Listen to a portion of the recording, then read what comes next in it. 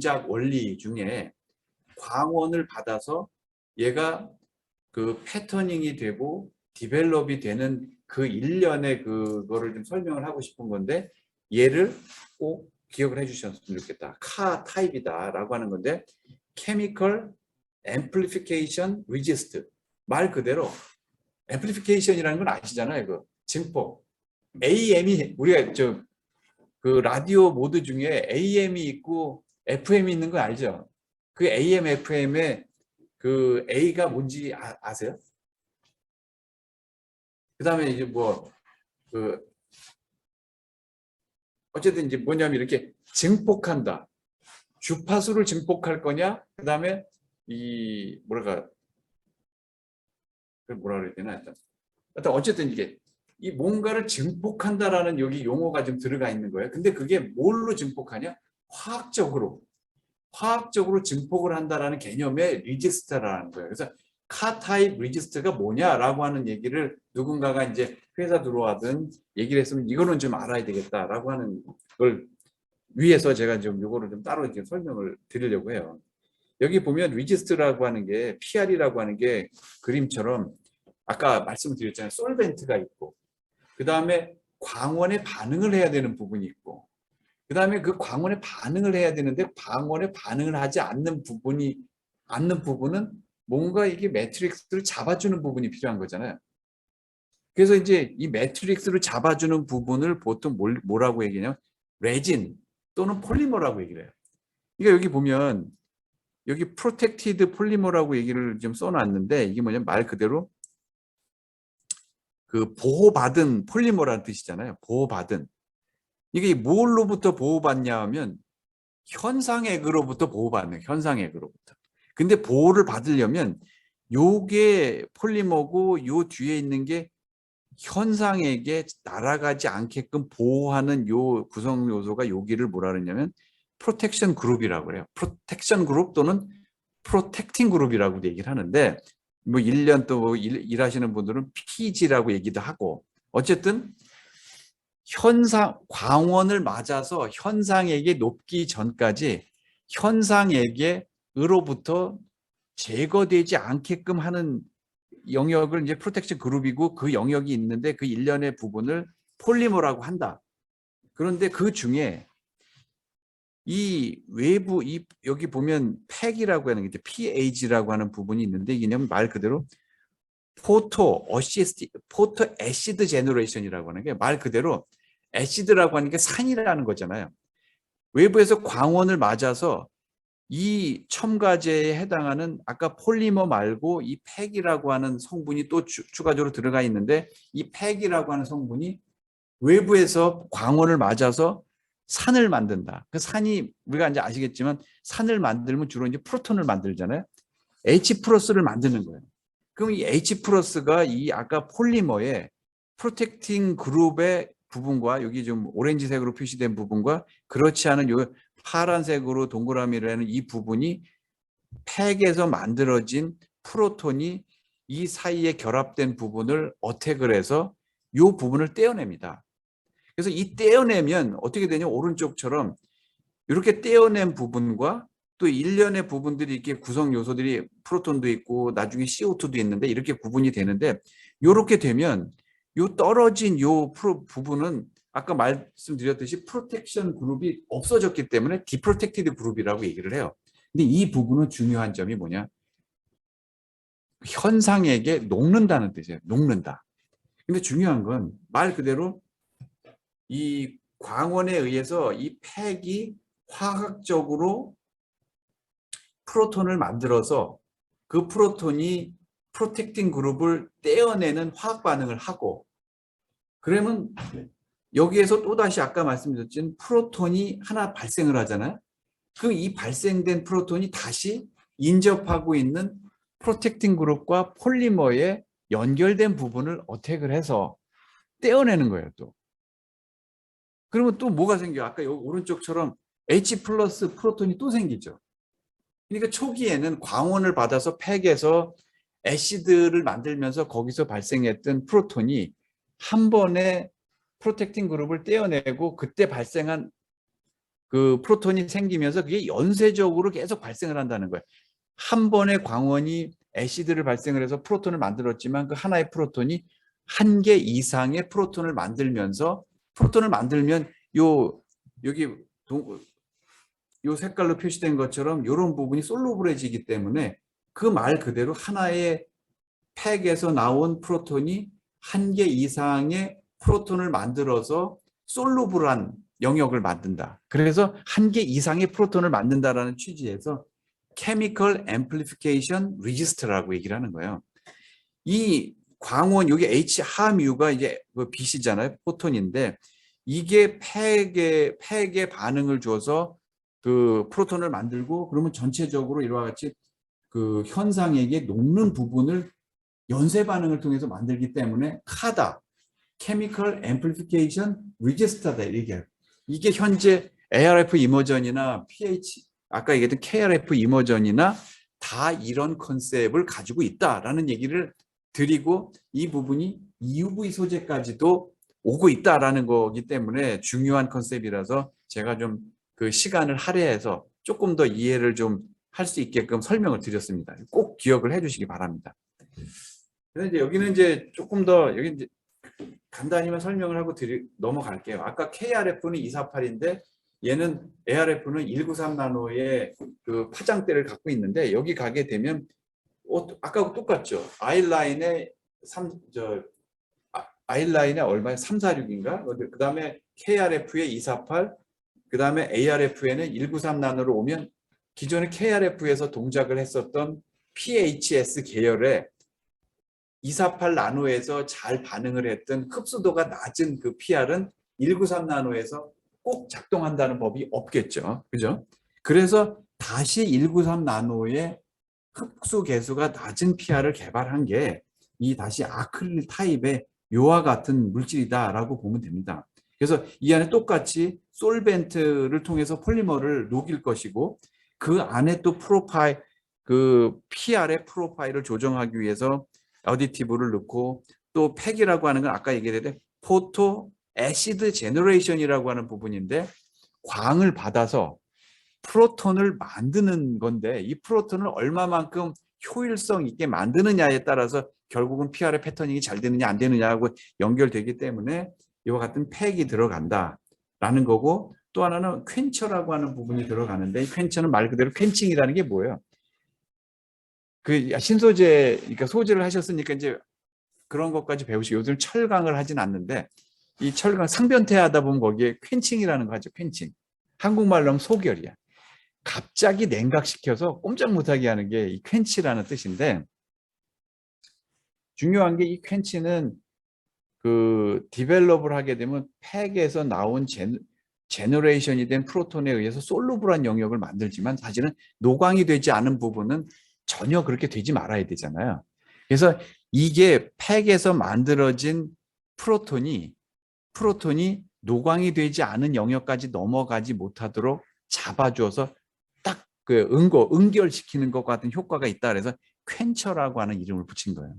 그러니까 이 PR 소재 내에 광원에 잘 반응을 해서 프로톤을 만들어야 되는 팩, 그 다음에 광원에 노출이 되지 않아서 그쪽까지는 팩이 확산되지 못하도록 그 프로톤과 애시드를 꽉 잡아줘야 되는 퀸처가 함께 들어가 있다. 이렇게 보시면. 그래서 이제 여기는 ARF 이머전의 PR에는 아크릴 타입이 들어왔고 조금 더 이제 그 일반화돼서 얘기를 하면 그걸 녹일 수 있는 솔벤트, 광을 조금 더 효과적으로 흡수해서 프로톤을 만들 수 있는 팩, 그 다음에 그거를 노광이 되지 않은 영역까지 넘어가지 못하도록 만드는 퀸처가 그 안에 있다. 그리고 목적에 따라서 PR의 프로파일도 조정하고 하는 용도로 추가적인 첨가제들을 이렇게 어디티브라고 하는 이름으로 넣고 있다. 이렇게 보시면 될 것 같습니다.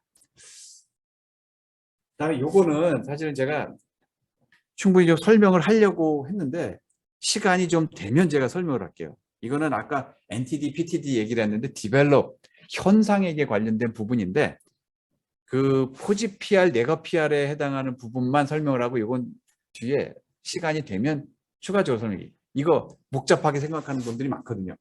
그래서 PR만 포지 PR이다라고 얘기를 하면 노광이 된 부분이 없어지는 게 포지 PR이에요. 노광이 되는 빛을 딱 맞은 부분이 나중에 현상액을 갖다 넣으면 빛을 딱 맞은 부분이 없어지는 거예요. 그래서 여기 오른쪽에 보시는 것처럼 요 위에 검은색이 이게 마스크입니다. 마스크인데 여기 말대로 검은색 부분은 뭔가로 빛이 통과되지 못하게 막고 있는 건데 요 밑에 있는 거 빨간 거는 PR이에요. PR. 근데 빛이 들어와서 빛이 맞은 거가 어디 되겠어요? 요 PR과 PR 사이에 여기 하얀색으로 표시된 여기겠죠. 그래서 빛을 맞은 광원에 의해서 노출이 된 여기가 없어지기 때문에 이걸 포지 PR이라고 얘기를 하는 거예요. 이런 식의 PR을. 그 다음에 여기는 똑같이 빛을 맞았는데 현상에게 넣었더니 이 빨간 부분이 오히려 빛을 맞은 부분인데도 불구하고 현상에게 딱 넣었더니 걔가 남아. 없어지지 않고 남아. 그래서 이거를 네가 PR이라고 한다는 거예요. 그러니까 포지의 의미는 빛에 의해서 우리가 액션을 한 게 빛을 투과를 시킨 거니까 거기가 뭔가 반응이 돼야 되잖아요. 없어지는 쪽으로. 긍정적으로 반응을 했다라고 해서 포지 PR. 우리가 빛을 쏘여줬는데 그놈은 안 변하고 다른 놈이 변하네? 이게 좀 뭔가 이게 네거티브한가 저항성이 있고. 그래서 네거 PR 이렇게 일단 기억을 해두세요. NTD, PTD는 요 끝나고서 좀 시간이 되면 제가 설명을 드리도록 하겠습니다. 마지막에 이제 그 EUV 쪽을 가다가 잠깐 설명을 드리면 이거는 사실 여기서 설명을 안 드려도 되는데 그래도 한번 짚고 가는 게 좋긴 할 것 같아요. 어쨌든 우리가 반도체 기술 또는 반도체 산업에서의 큰 줄기, 방향의 줄기 중에 하나가 스케일 다운이라고 얘기를 드렸었고 스케일 다운은 말 그대로 작은 거를 만드는 거예요. 작은 거를 만드는 거예요. 근데 작은 걸 만들려면 작은 거를 디파인 해야 되고 작은 거를 구분할 수 있어야 되는 거거든요. 그 작은 거를 아마 여기 재료, 과학, 개론 뭐 지금도 그런 거 배우는지 모르겠습니다. 거기 보면 그런 거 나올 거예요.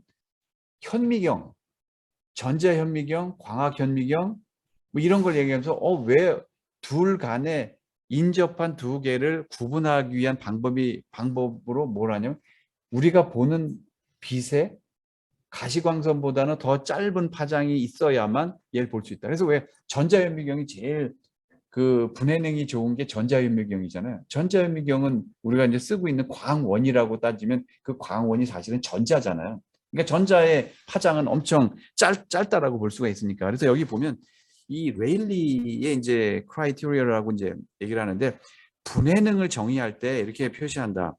분해능은 그 우리가 보려고 하는 구분하려고 해서 빛을 쏴야만 보이는데 그 빛의 파장에 비례한다. 파장이 길면 길수록 분해능이 긴 것만 분해할 수 있다.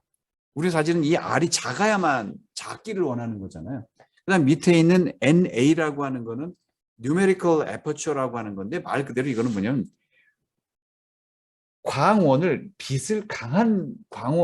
빛을 쏘여줘야만 얘가 충분한 빛이 나와야 우리가 이거를 볼 수가 있잖아요. 그러니까 어떻게 하냐면 지금도 우리가 허블 망원경 뭐 최근에 쏘아진 그 망원경 전파 망원경 이런 얘기하는데 공통점이 있어요. 뭐냐면 전파도 그렇고 빛도 그렇고 우리가 원하는 것을 보려고 하고 원하는 것을 구분하려고 하면 어떻게 해야 되냐? 가능한 한 많은 양의 데이터를 모아야 돼. 그게 뭐냐면 그 돋보기도 똑같잖아요. 돋보기 아시잖아요. 옛날에 이게. 가장 크게 열을 낼 수 있으려면 어떻게 해야 돼? 직경이 큰 돋보기를 갖다 해야 돼. 그리고 가능한 한 많은 빛을 모아서 작은 곳에다가 집속을 시켜야만 높은 온도가 나고 하는 것과 똑같이 여기 뉴메리컬 애퍼처라고 하는 거는 어떤 렌즈를 통해서 들어오는 빛을 집속시킬 거냐에 해당하는 부분이에요. 그러니까 이 NA라고 하는 게 크면 클수록 동일한 파장의 광원이라고 하더라도 더 많은 빛을 집속할 수 있기 때문에 우리가 분해해서 구분할 수 있는 최소한의 사이즈, 분해능이라고 하는 것은 작아질 수 있다라는 얘기고, 그다음 K1이라고 하는 건 공정 팩터라고 얘기를 하는데 뭐 얼마나 이제 그 공정을 이런 에러 없이 할 수 있느냐에 해당하는 그런 거라고 좀 보시면 될 것 같습니다. 그래서 여기서 이제 기억을 해 두실 거는 이 레졸루션이라고 하는 분해능이라고 하는 게 파장에 반비례한다. 렌즈의 직경에 반비례한다. 이렇게 그러니까 파장은 짧아야 되고 렌즈의 직경은 커야 된다. 그래야만 R이 작아진다라는 얘기를 드리는 건데, 제가 여기서 얘기 드리려고 하는 것은 이 EUV라고 하는 것이 기존에 있던 157나노라고 하는 F2에 해당하는 그것보다도 훨씬 더 작은 파장대를 보이고 있기 때문에 현재의 우리가 뭐 10나노대에 해당하는 그 로직에서는 더 작죠. 2나노, 뭐 3나노, 5나노 막 이렇게 얘기를 하는데, 그 라인을 구분하기 위해서 패터닝을 하기 위해서 들어오는 광원이 EUV 광원이다 라는 얘기를 좀 드리고자 합니다. 그래서 여기를 보면은 이 EUV에 따라서 여기 보면 그 파장에 따라서 계속 이렇게 변해 온 거죠. 여기 보면은 얼마나 요 위에 있는 그림이 이 파장과 빛에 따라서 어떻게 동일한 모양으로 구현이 되는지를 보여드린 건데, 이 맨 밑에를 한번 보세요. 똑같이 193나노 이게 ARF 파장인데 0.85 NA 값하고 1.35 NA 값에 따라서 여기 보면 이 얼마만큼 그 자세하게 돼 있는지 이 프리시전이 좀 다른 걸 볼 수가 있잖아요. 그래서 이렇듯이 그걸 하나 기억을 해두시면 좋을 거예요. 앞에도 아마 나왔을 것 같아요. 분해능은 파장에 비례하고, 우리가 원하는 거는 분해능은 R 값이 작아져야 되니까 파장도 짧아져야 된다는 얘기를 하는 거고, 그 다음에 뉴메리컬 애퍼처에 해당하는 렌즈의 직경은 커져야 된다라는 얘기를 좀 기억을 해주셨으면 좋겠다라는 얘기를 드리고, 마지막으로 이제 좀 많이 남았네. 요 스토캐스틱도 제가 아마 앞에서 그 리소그라피 했을 때 아마 이 얘기 좀 들어보셨을 것 같아요. 들어보신 적 있나요? 스토캐스틱? 없어요? 없어. 짤막하면 이게 얇고 뒤쪽으로 넘어가죠. 뭐냐면 이게 한 에너지가 전체적으로 그 전체의 에너지가 작을수록 여기 보면 ARF, 이머전, EUV 이렇게 돼 있는데 그 안에 들어가 있는 포톤의 개수가 얼마냐에 따라서 이 ARF 이머전에 있어서는 여기 보면 이 빨간 거 하나가 이제 포톤이라고 보시면 돼요. 포톤의 개수가 되게 많으니까 이걸 통해서 어떤 그 PR에 노광을 하더라도 이 스무딩이 되는 거죠, 한마디로. 근데 반면에 EUV는 하나하나의 에너지는 높긴 하나 만들 수 있는 포톤의 개수가 적어요. 그래서 여기 보면은 그러다 보니 이 포톤의 분포라든지 이런 부분들이 이 만든 PR에 균일하게 노광이 되지 못한다라는 걸로 이해하시면 돼요. 그렇게 하다 보니 동일한 그 패턴을 가지고 ARF 이머전과 EUV로 노광을 한다고 하더라도 이 패턴의 그 스무스함이 다른 거죠. 이 스무스함이 다른 거예요. 그래서 이런 효과들이 결국은 그 에너지를 가지고 있는 포톤의 개수하고 관련이 있어서 이런 것들을 스토캐스틱 이펙트라고 한다. 이렇게 이해를 하시면 될 것 같아요.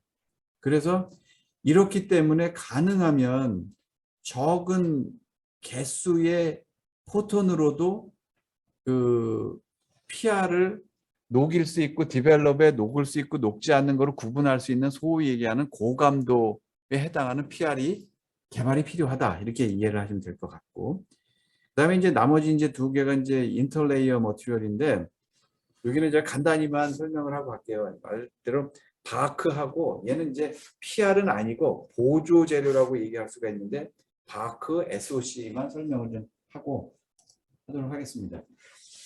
이게 뭐냐면 바크는 말 그대로 여기 써 있지만 바텀 엔티 리플렉티브 코팅. 그러니까 하부에 존재하면서 광원이 들어오는 거를 난반사하는 거를 억제한다라는 뜻이에요. 그래서 여기 보시면 우리가 이제 서브스트레이트가 항상 평평한 것만 들어오진 않는데, 그래서 위에 그림을 보면 이렇게 경사가 진 곳에 똑같이 패터닝 할 때 빛이 들어오게 되면 이 산란된 빛이, 반사된 빛이 인접한 PR에 가서 노출이 되는 일이 실제 있는 거예요. 그럼 어떻게 되겠어요, 사실?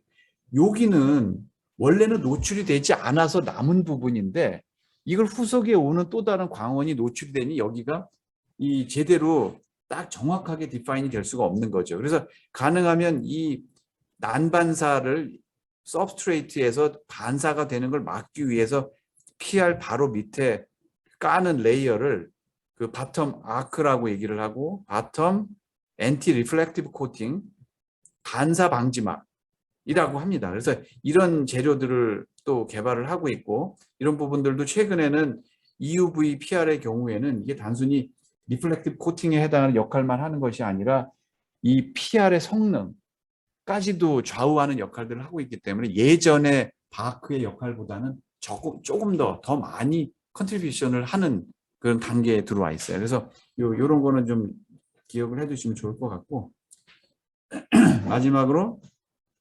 SOC에 대한 부분인데, 이 SOC는 또 여기서 또 패터닝의 스케일 다운하고 관련이 있는데, 스케일 다운을 하다 보니 점점 요 왼쪽처럼 충분히 두껍고 밑에 그 패터닝을 해서 식각을 해야 되는 부분 대비 이 PR의 두께가 두꺼웠을 때는 아무 문제가 없었는데, 이 패턴이 작아지고 인접한 패턴이 이렇게 애스펙트 레이쇼가 높은 것들이 있다 보니 얘가 쓰러지기도 하고, 쓰러져서 옆에 거하고 붙게 되면 나중에 애치를 하게 되면 여기가 애치가 되지 않고 되는 이런 일들이 생기고, 또 하나는 그렇게 이렇게 쓰러지니까 PR을 얇게 하다 보니 얇은 이 PR을 가지고 결국은 서브스트레이트를 마스크 역할을 해서 애칭을 해야 되는데 애칭을 깊게까지 못하는 거죠.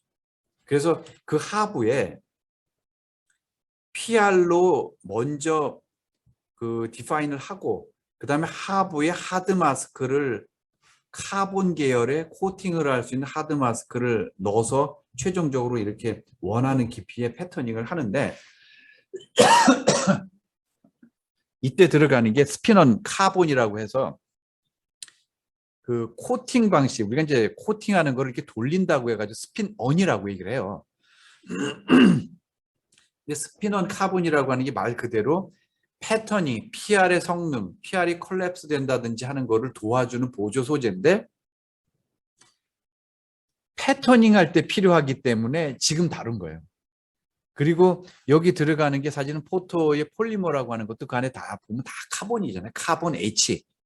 카본하고 하이드로젠이 붙어 있는 건데 카본으로 이 레이어를 만든다고 해서 그 안에 들어가 있는 게 대부분 카본인데 물론 이제 코팅을 하고 나서 베이킹 단계가 들어가기는 하나, 어쨌든 이렇게 패터닝을 할 때 과거 대비 PR의 두께를 두껍게 할 수가 없어서 원하는 두께의 애칭을 그 두께의 PR로 할 수가 없어서 하드 마스크를 카본 계열로 코팅할 수 있게끔 만든 재료를 스피넌 카본이라고 한다. PR 밑에 이 하드 마스크용으로 스피넌 카본을 패터닝의 보조 소재로 개발해서 쓰고 있다라고 하는 거를 소개를 드리겠습니다. 그래서 여기는 이 물질들이 뭐 내성이 중요하냐, 그 다음에 계필이 중요하냐에 따라서 A 모노머, B 모노머를 또 이렇게 합성을 해가지고 이런 전체적인 SOC 물질을 만들긴 한데, 공통적으로 이렇게 스핀 코팅을 하는 재료들은 이거를 녹여서 써야 되기 때문에 솔벤트, 용제가 필요하고, 그 다음에 얼마만큼 얘가 서로 링크가 돼 있느냐에 따라서 엣지 내성이 달라지고 하기 때문에 크로스 링커라고 하는 역할을 하고 있는 물질을 또 추가적으로 넣어주기도 하고, 또 아까 얘기했던 뭐 평탄화, 계필 이런 거에 따라서 필요한 거를 또 추가적으로 그 개선하기 위해서 어디티브를 또 별도로 이렇게 넣어주기도 합니다. 그래서 제가 이 하나하나의 역할들 다 기억하라고 그 얘기하는 거는 좀 욕심일 것 같고, 아까 얘기했던 보조 소재 인터레이어에 있어서는 바크하고 SOC가 있는데 각각의 역할이 뭔지를 기억을 해두시면 좋겠다라는 얘기를 드리고, 그 다음에 아까 얘기했던 카타입의 PR이 뭔지, 그 동작이 뭔지 한번 제가 말씀드렸잖아요. 그거는 꼭 읽어두시고, 걔는 PHS부터 시작해서 아크릴레이트까지 같은 관점에서 EUV PR도 동일한 관점에서 동작을 하고 있는 거기 때문에 걔의 동작 원리를 설명할 수 있고 기억해 주면 좋겠다. 이렇게 얘기해 주시면 좋겠습니다. 자, 이제 CNC까지 하고서 좀 쉬려고 했는데 그래도 약속은 지켜야 되니까 그 한 10분만 하고 10분 잠깐 휴식하는 걸로 하겠습니다. 자, 우리가 이제 앞에서 이제 CNC는 배웠으니까 CMP 앤 클리닝을 CNC라고 한다. 그리고 가장 최근에 수업한 게 CNC니까 이거는 크게 제가 많이 설명을 드리지 않아도 될 것 같아요. 다만 이제 CMP는 그 케미컬, 그러니까 케미컬 앤 미케니컬 폴리싱의 약자고, 그러니까 그 안에도 클리닝도 필요하고, CMP 공정에서 필요한 게 기본적인 소재가 슬러리가 필요하다는 얘기를 드리고 싶은 거고, 클리닝은 뭔가 우리가 원하지 않는 파티클이나 오염 물질들을 제거하기 위해서 웻 형태로 습식 형태의 물질을 우리가 클리닝 소재다라고 얘기를 한다는 걸 소개해 드리려고 하는 거예요.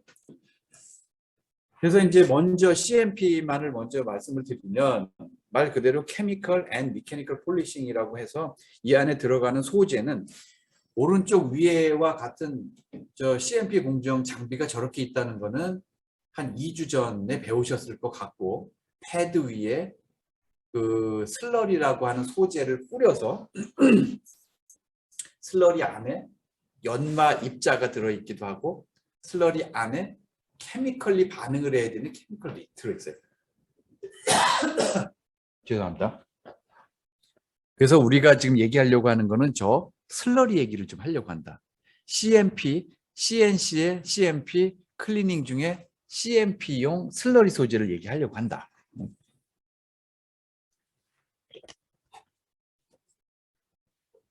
CMP의 3대 머티리얼이 슬러리, 패드, 디스크가 있지만 패드와 디스크는 다분히 최근에 저희는 패드까지도 저희 소재의 업무 영역으로 구분을 해서 하고는 있습니다. 개발도 하고 있고 한데 그게 그리 오래지 않아요.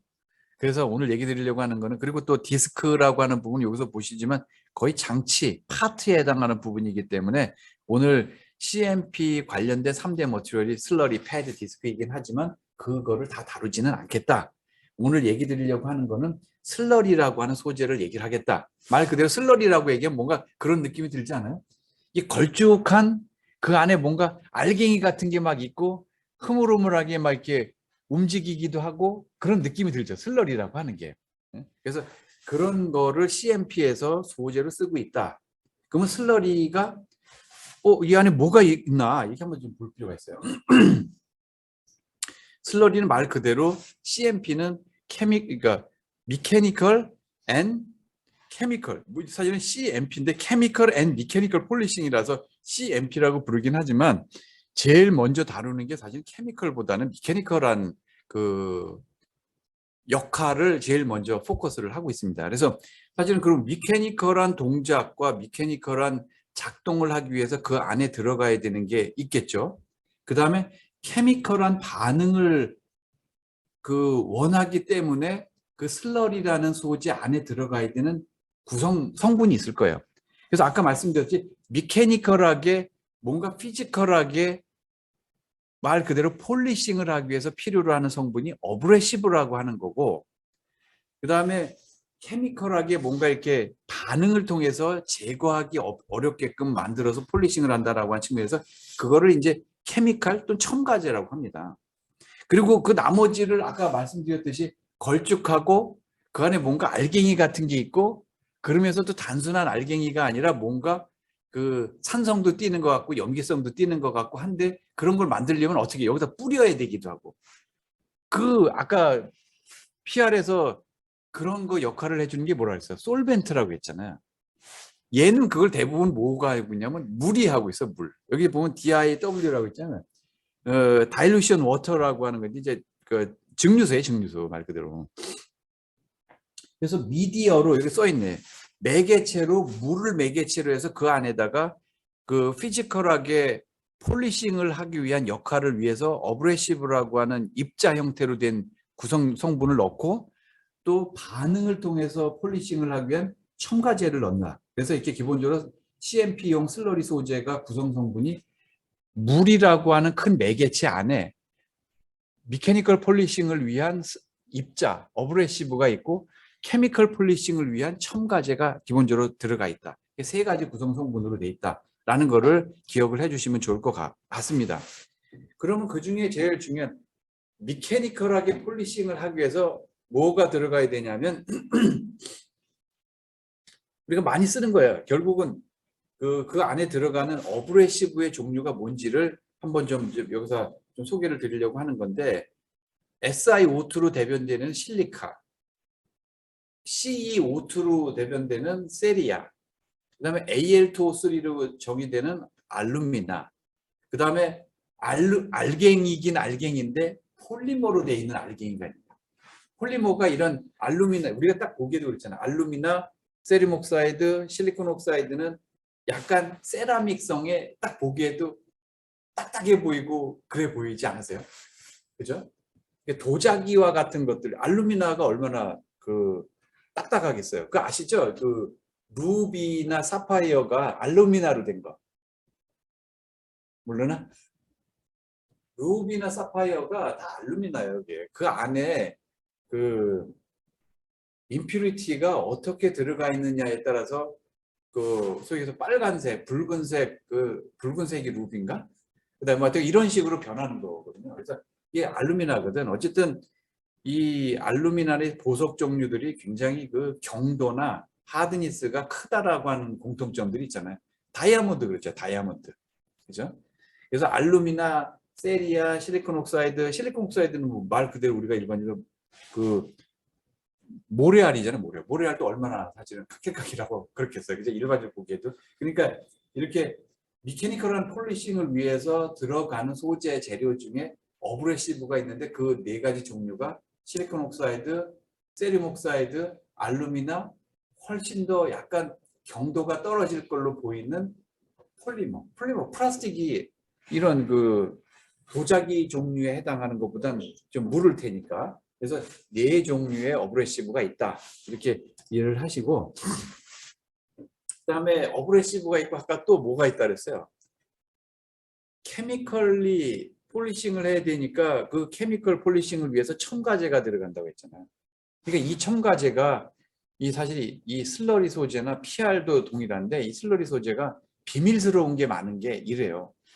이 안에 다양한 종류의 그 첨가제들을 넣기 때문에 이거를 굉장히 많이 분석을 해봐도 알기가 어려운 거예요. 그런 소재들을 개발하는 데가 강한 곳이 어디? 일본이에요, 일본.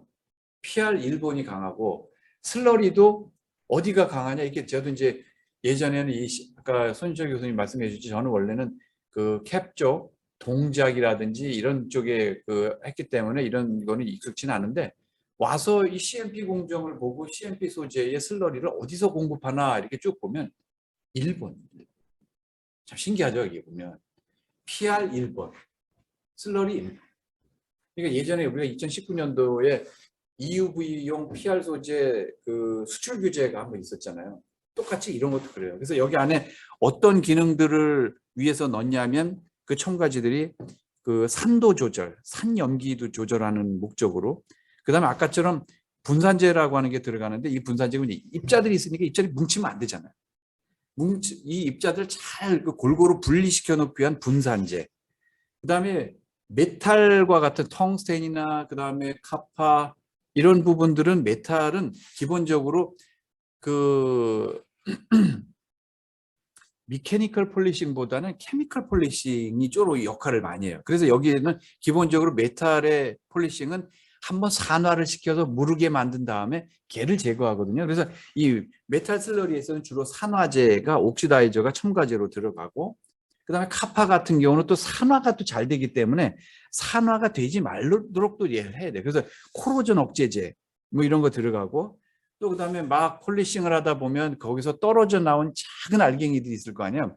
그 작은 알갱이들이 그냥 그 기판에 달라붙어 있으면 안 되기 때문에 달라붙지 말라고 또 넣는 킬레이팅 에이전트 뭐 이런 것들이 있고, 제가 또 이쪽에 와서 충격을 받았던 게 이 반도체에 들어가는 이 첨단 소재에 살충제가 들어간다는 걸 보고 제가 깜짝 놀랐어요. 그도 그럴 것이, 얘네들을 한번 제조를 하면 그 안에 쓰는 이 라이프타임이라고 얘기를 하는데 뭐 6개월, 9개월 이래요. 근데 이게 액체다 보니까 고체 소재로 가져오면 별 문제가 없어. 근데 이게 액체고 PR도 액체잖아요. 사실은 따져보면 그 플루이디티를 갖는 액체고 얘는 그 소위 해서 그 뭐라 하냐 점도가 굉장히 낮은 액체거든요. 이게 액체다 보니까 거기에 뭔가 대기 중으로부터 또는 이게 바이러스라 박테리아나 이런 것들이 있어요, 실제. 그래서 그런 것들을 없애기 위한 첨가제가 들어가는데 그 살충제와 같은 바이오사이드 이런 것들이 실제 들어가요. 그다음에 뭐 그 이외에 뭐 레이트 컨트롤 에이전트 뭐 연마율 조절제라고 하는데 여기만 해도 지금 몇 개예요. 지금 한 7가지가 첨가제로 들어가거든요. 그러니까 아까처럼 미케니컬 폴리싱을 위한 어브레시브, 그다음에 케미컬 폴리싱을 위해서 들어가는 여러 가지 그 기능들을 하고 있는 첨가제가 추가적으로 들어가다 보니 이게 슬러리 하나를 개발하기가 다 쉽지가 않은 거예요. 일단 이런 게 있다. 요거까지만 하고 좀 잠깐 쉬겠습니다.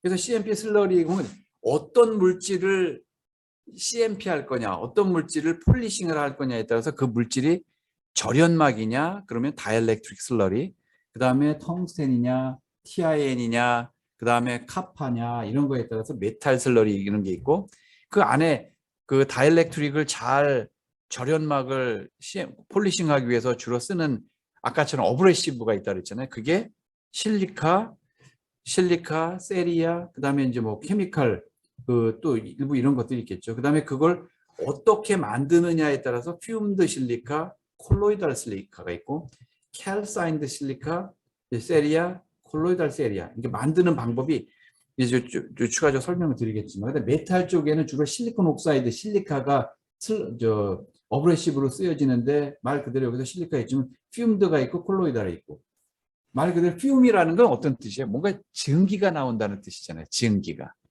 실리콘을 만들 때 실리콘 그 입자를 만들 때 실리콘 옥사이드 입자를 만들 때 외부에서 사실 처음부터 실리콘 옥사이드를 만들 수는 없을 거 아니에요. 대부분 뭘로 SiCl4라든지 그 실리콘 클로라이드와 같은 가스와 산소를 넣어서 기상에서 뭔가 반응을 해서 실리콘 옥사이드 파티클을 만드는 거예요. 그와 같이 기상 반응을 통해서 만드는 그 실리카 제조법을 퓨움드 실리카라고 얘기를 하고 콜로이달은 아마 이제 배우신 부분이 특히 예전에 보면 무기재료라든지 이런 거 할 때 이런 콜로이드라는 얘기를 했을 거예요. 액체상에 굉장히 작은 입자가 골고루 분산해 있는 그 어떤 그 스테이트 이런 것들을 이제 그 콜로이드라고 하는데 말 그대로 액체에서 우리가 원하는 실리콘 옥사이드나 여기 뒤에도 있지만 세리아도 있지만 세리아를 액체 내에서 침전시켜서 원하는 사이즈로 침전을 시켜서 그게 그 파티클로 만드는 거예요. 그리고 나서 이제 물에다가 섞는 거지. 그런 식으로 만드는 거를 콜로이달 실리카라고 얘기를 하고 그 오른쪽에 보면 세리아는 똑같이 콜로이달도 있지만 캘사인드라는 게 있잖아요. 캘사인드는 캘시네이션이라는 거 들어보셨죠? 캘시네이션. 이거는 말 그대로 원하는 물질을 그 원재료가 있는데 걔를 가열을 하게 되면 원재료에서 붙어있던 소위 해서 이 대표적인 게 이제 그 세리움 카보네이트라고 하는 CO3라고 하는 게 있는데 얘를 가열을 하게 되면 CO3니까 카본은 날아가고 세리움하고 옥시전이 엉겨 붙어 가지고 파티클을 만들어요. 또.